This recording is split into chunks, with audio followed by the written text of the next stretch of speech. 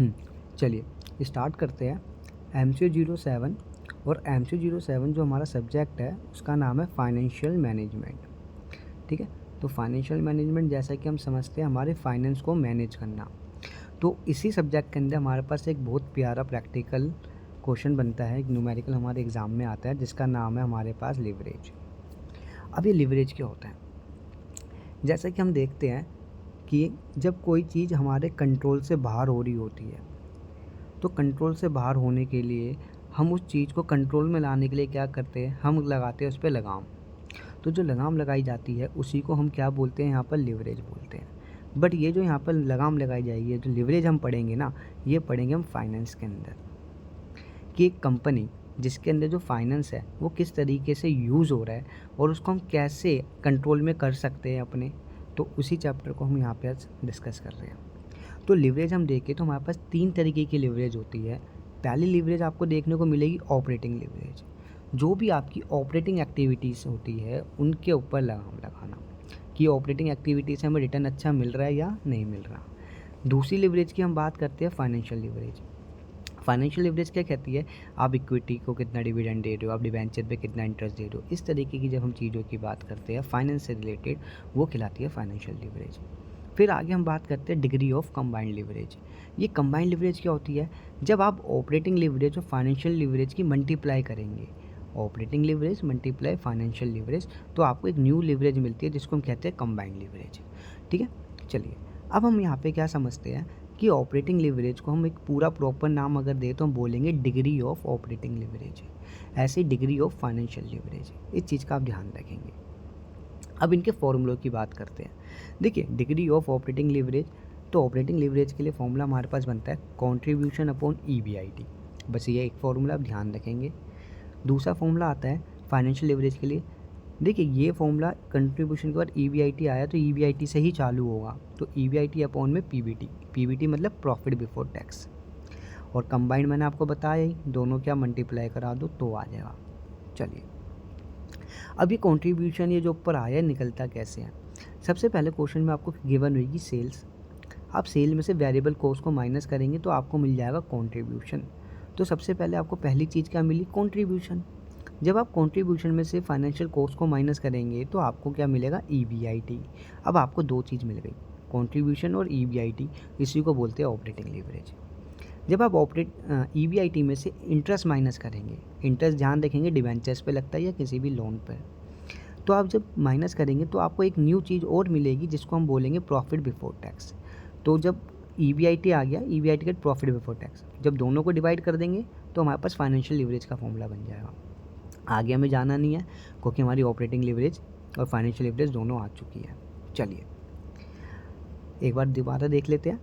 Return on investment, ये मैंने आपको अभी बताई थी, अब बताता हूँ। रिटर्न ऑन इन्वेस्टमेंट कभी कभी एग्जाम में पूछ लेता है।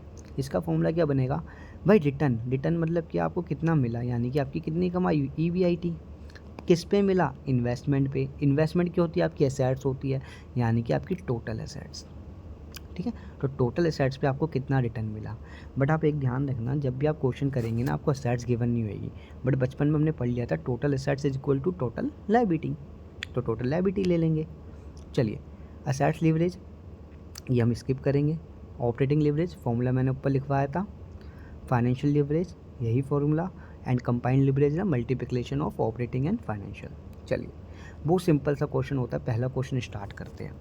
एग्जाम में पूछता है 20 नंबर में और आपको बोल देगा you are required different leverage financial operating and combined, कोई प्रॉब्लम नहीं है, निकाल लेंगे। तो सबसे पहले जैसे कि मैंने आपको बताया कि आप सेल्स लेंगे 50,000, आपके पास दो कंपनी है, मैं कंपनी एक्स सोल्व करके दिखा रहा हूँ, 50,000।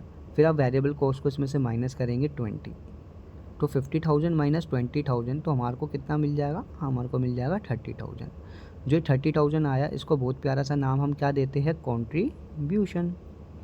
अब इसमें से जब आप फिक्स कॉस्ट को माइनस करते हैं तो फिक्स कॉस्ट को माइनस करेंगे 15,000, तो आपके पास जो आंसर आएगा आप उसको बोलोगे EBIT। ठीक है ना, तो EBIT आपको मिल जाएगा 15,000, 30 में से 15 गए तो 15,000।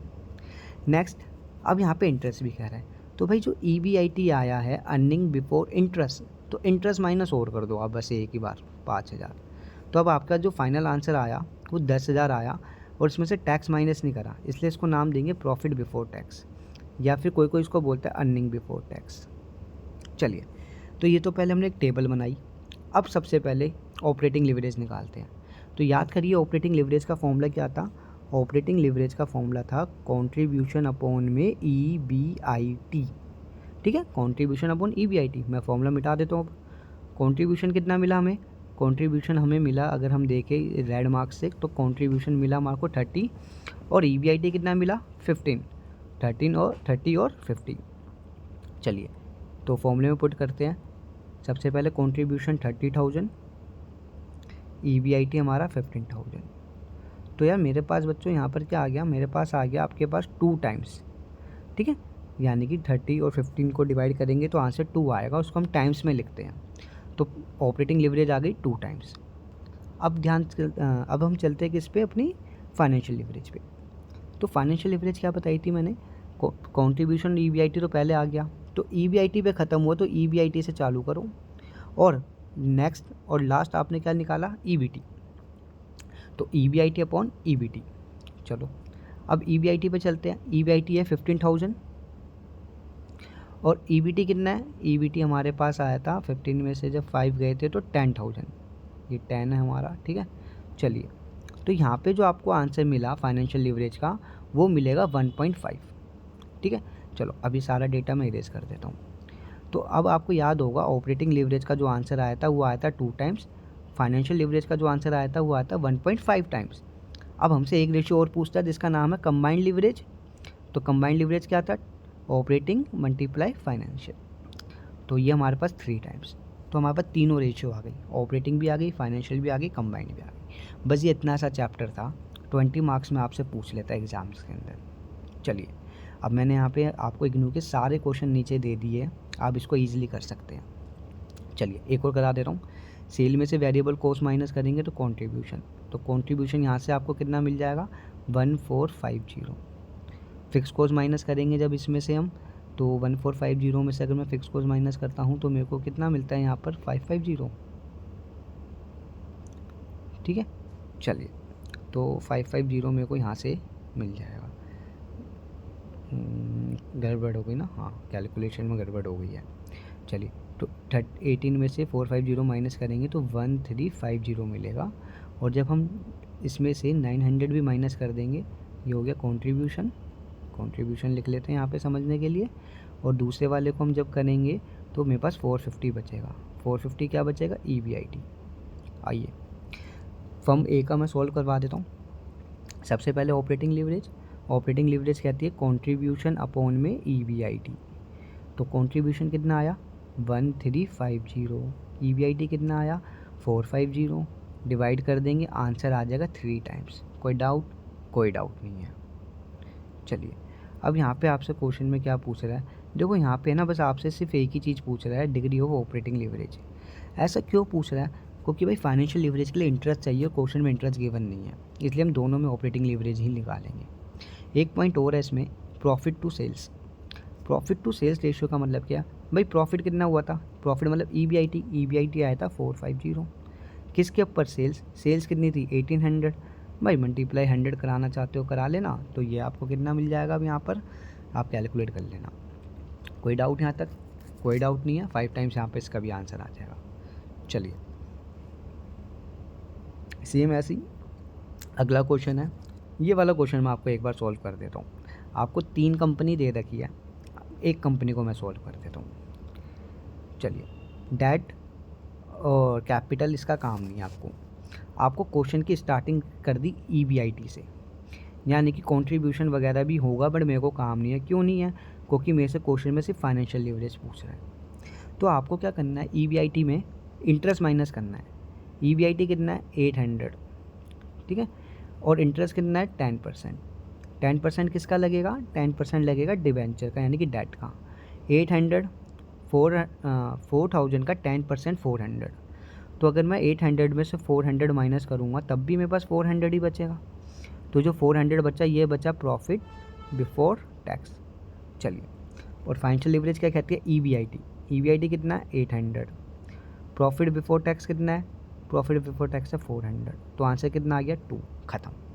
सेम ऐसे ही आपको सारी फर्म में करना है। डन। नीचे और भी क्वेश्चंस लिए मैंने, सारे इग्नू के क्वेश्चंस ही आए हुए हैं। आपको जो आंसर निकालना हो आप निकाल सकते हैं, जो आपको समझ में नहीं आया मेरे से भी आप पूछ सकते हैं। चलिए एक क्वेश्चन और ले ही लेते हैं। आइए, एक ये वाला क्वेश्चन प्यारा क्वेश्चन लगता है मुझे इग्नू का। ठीक है, हमारी बुक के अंदर, इग्नू की बुक के अंदर एग्जाम्पल भी दे रखा है ये। चलिए, सेल्स आपके पास वेरिएबल कॉस्ट है, fix cost, debt and interest.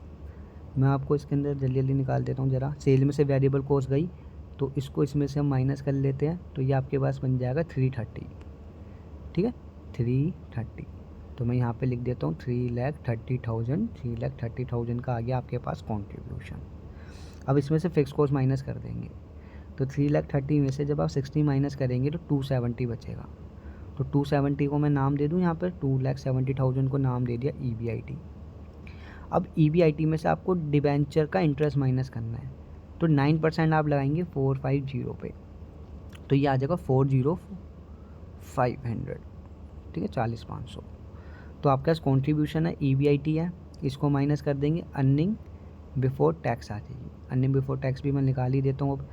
तो ये हो गया हमारे पास 2,950। चलो, सारा डेटा गिवन है, बाकी आप जैसे करते आ रहे थे, ऑपरेटिंग लीवरेज का फॉर्मूला लगाइए, फाइनेंशियल का लगाइए, कंबाइंड का लगाइए। ठीक है, एकदम सिंपल से क्वेश्चन थे, एक बार आप ट्राई करिए। आज के लिए इतना ही।